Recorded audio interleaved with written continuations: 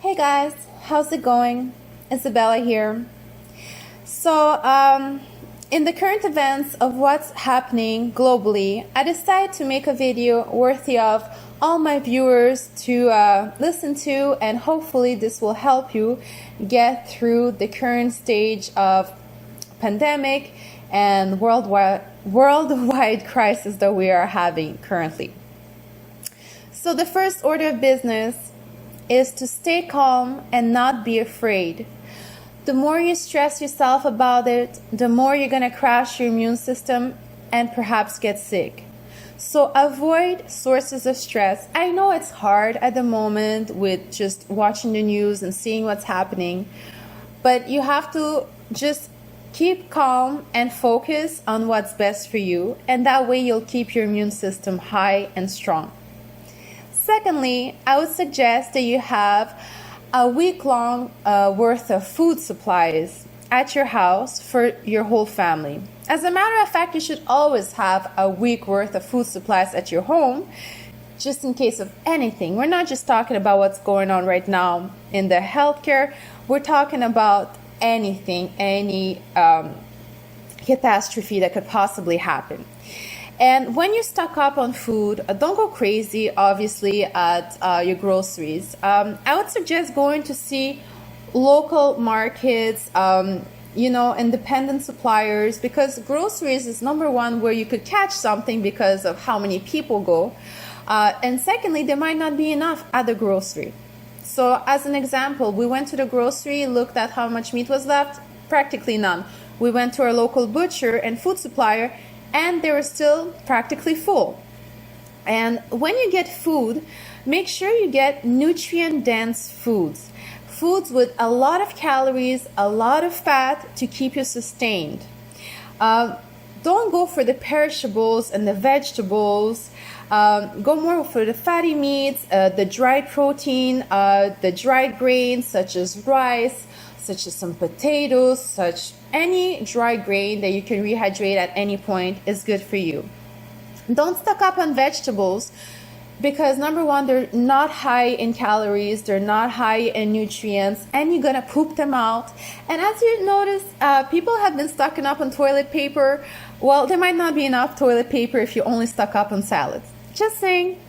Also, for food preservation, if you don't have a big freezer at your home, if you don't already have a chest freezer where to put a lot of food supplies, you live in a kind of coldish climate. Right now I'm in North America, Canada. What you would be able to do to preserve food longer is, if you have a backyard or access to any ground, dig a 4-foot hole in the ground and put a regular cooler, glacier, just in the ground. Put your food inside, and that'll keep it cool and preserve it for way longer. Don't forget to cover it with a plywood or a sheet of metal or something to prevent the animals from finding it. But 4 foot is enough to keep it at ground temperature. Also, since I told you, stay calm, don't be afraid. And if you are in quarantine right now, spend your time wisely. By that I mean, don't just get off on your family and start into fights. Try to learn some stuff. Try to practice some survival skills, especially if you have kids and you need to entertain them. Practice some survival techniques with them.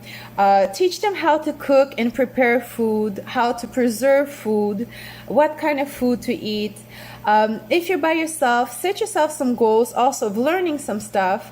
I am currently also in quarantine, so I set myself some workout goals that I write on a sheet of paper on the blackboard, like let's say 100 push-ups a day. Give yourself some goals to do inside.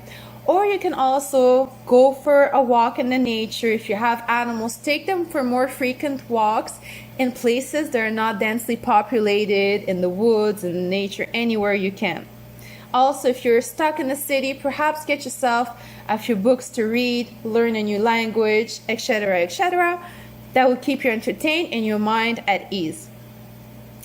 Also, please keep safe distances and limit how many contacts you have, how many people you visit, you see.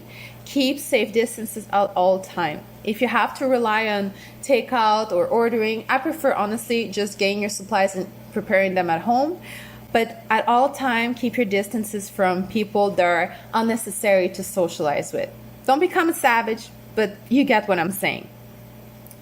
Also, speaking of which, stay off social media as much as possible. If you need a news source, watch the news, but don't get into this hype of social media. I myself had to completely get off Facebook for a couple of days now, just because of all the contradicting information there is at the moment, and how people are hyping it up and stressing each other up more and more, and just making the bubble and the stress and the situation worse.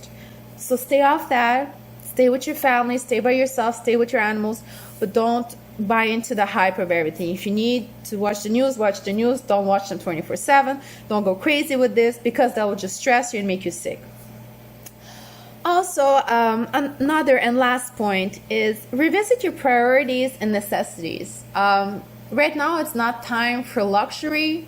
Right now, it's not time for crazy expenses. Right now, it's time for your survival and your well-being.